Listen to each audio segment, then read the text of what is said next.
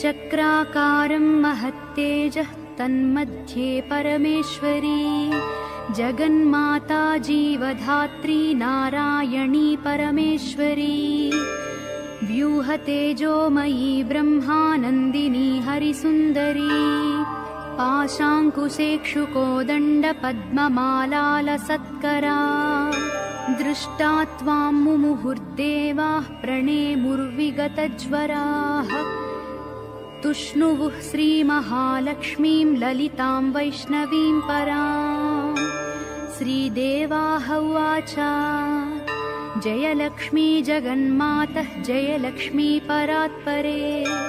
जय कल्याणनिलये जय सर्वकलात्मिके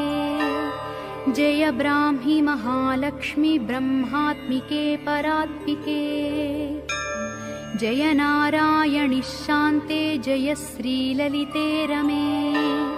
जय श्रीविजये देवीश्वरि श्रीदे जयर्धिधे जय नारायणि शान्ते जय श्रीललिते रमे जय श्रीविजये देवीश्वरि श्रीदे जयर्धिधे।